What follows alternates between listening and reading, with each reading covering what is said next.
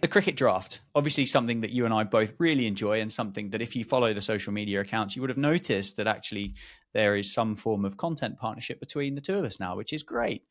And they're providing us some information with regards to statistics and team of the weeks and all other things like that. And then we're going to try and compile that in some form of podcast/social media type content where hopefully we can share with you some information that might help you be as useless as us on the cricket draft.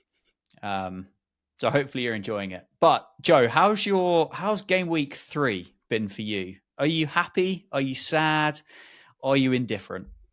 I am a lot happier after my game week 3. I had a couple of very substandard rounds. I would probably be the descriptor I would use. You strike me as a person that would pride themselves on their fantasy sports ability as well. I do. I probably spend a little bit too much time tweaking things and just really trying to just nail the best combinations. And obviously, I know that I'm probably never ever going to win any of these competitions outright in my life, but I dedicate myself to it like it is a sport.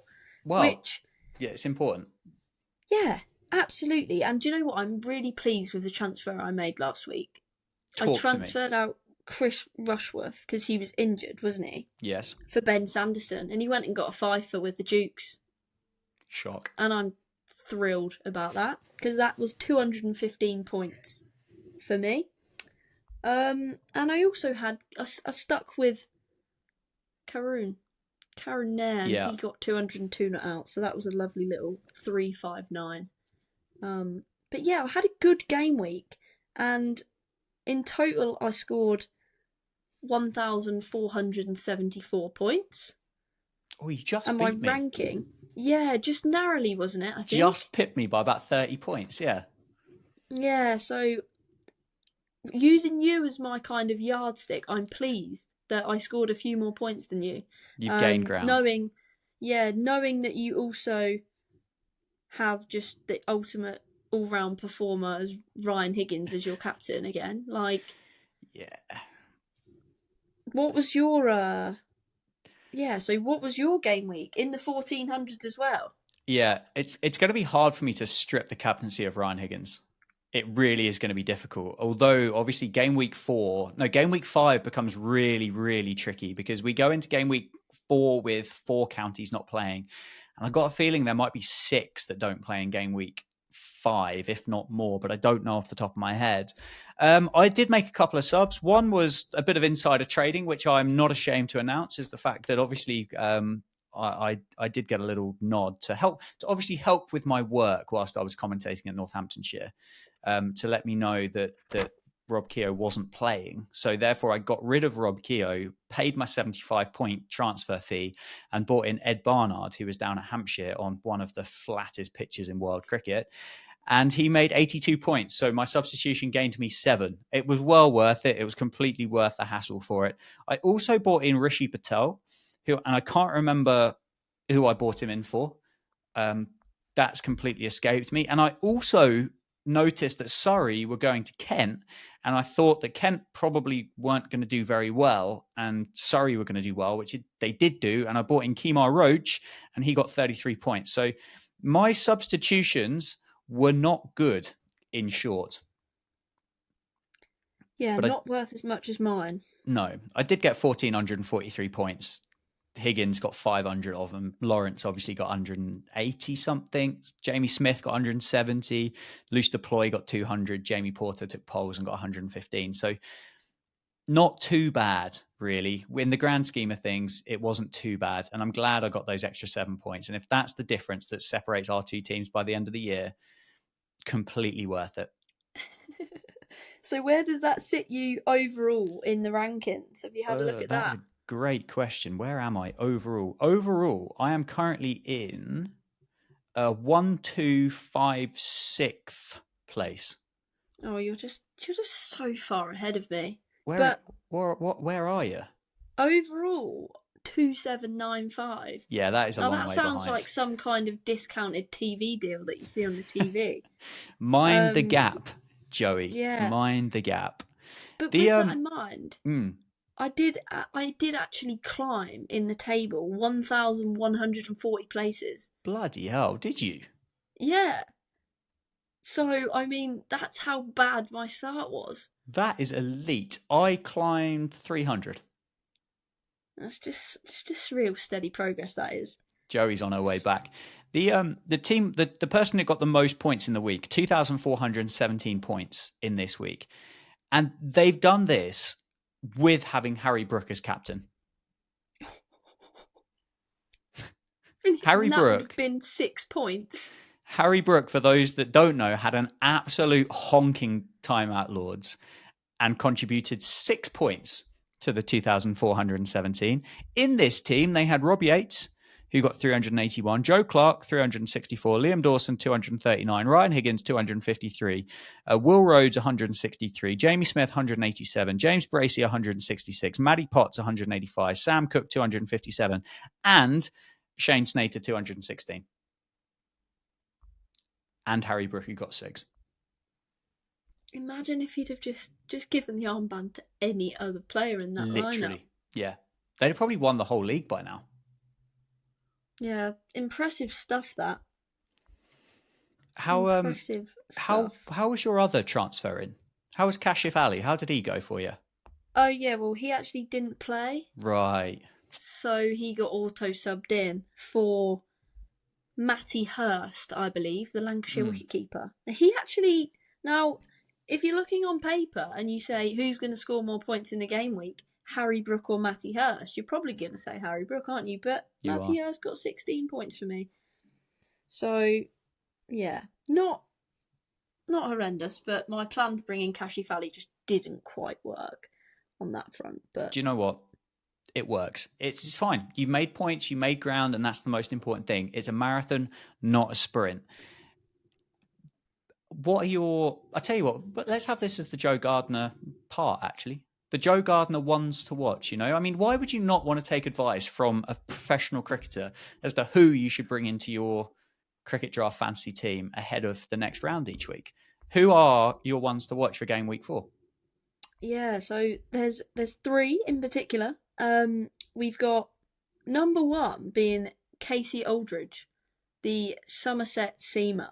Now, he didn't play last week. He had a week off, but he's played in the first 2 rounds, one of them being at the Oval, where he took, in the game, 8 for 78, which is no mean feat whatsoever at the Oval against the reigning champions. He got Ollie Pope out twice, Dan Lawrence, and as well as averaging 14 with the ball, he's also got a 50 against Kent in the first game of the year.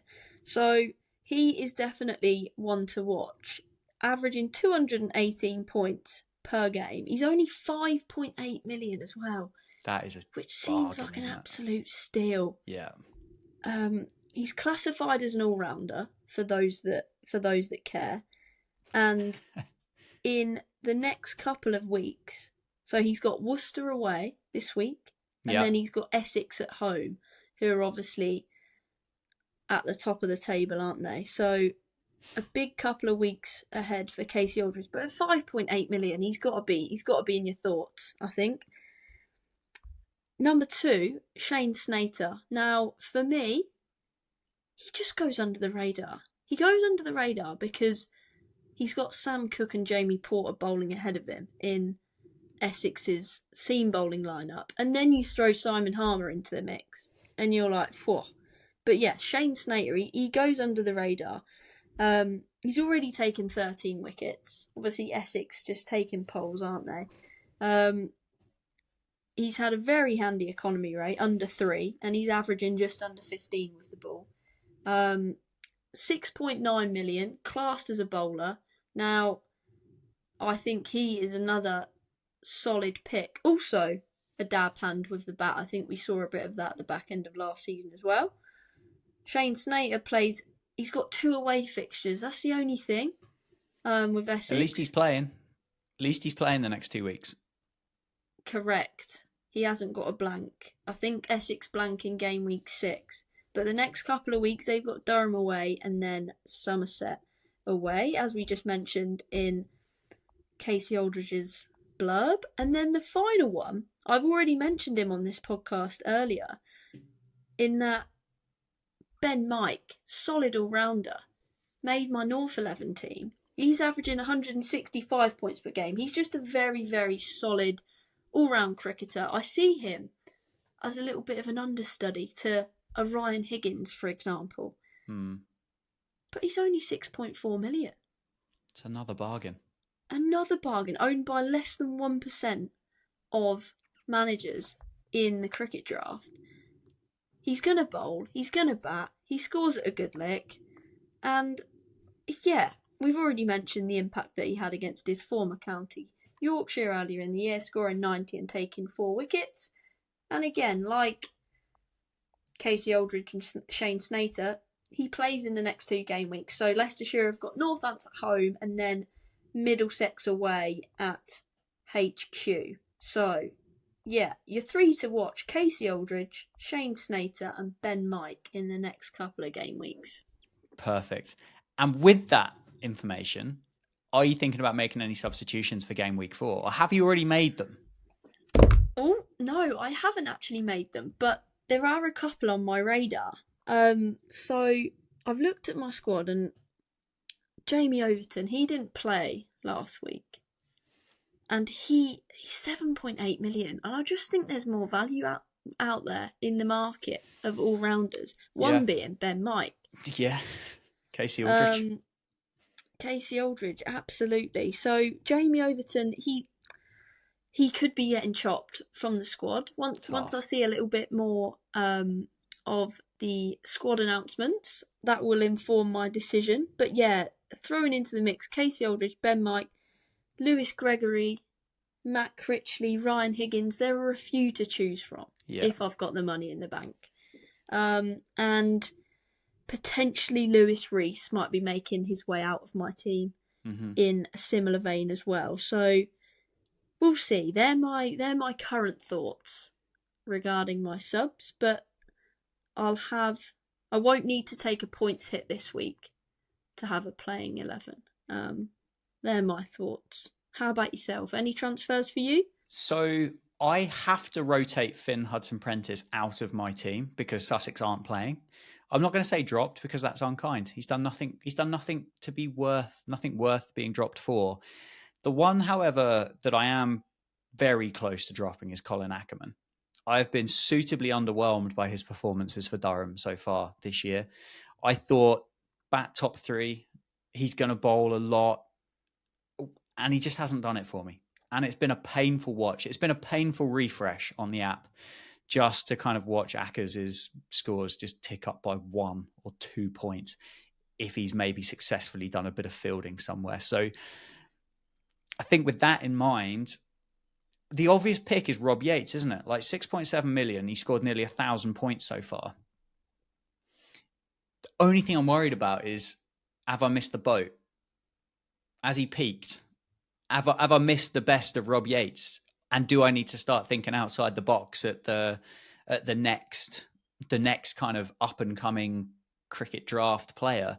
So it's hard. It's a hard pick. I don't know. I'm very tempted by Casey Aldridge in replace of Finn Hudson-Prentice. I think that gives me a few extra pennies to play about with as well. And I think they're good options. I do think they're good options. But yeah, confirm on social media because, like you said, you kind of need those squads out, don't you, before you can really commit to who those changes are going to be. But I think that's good.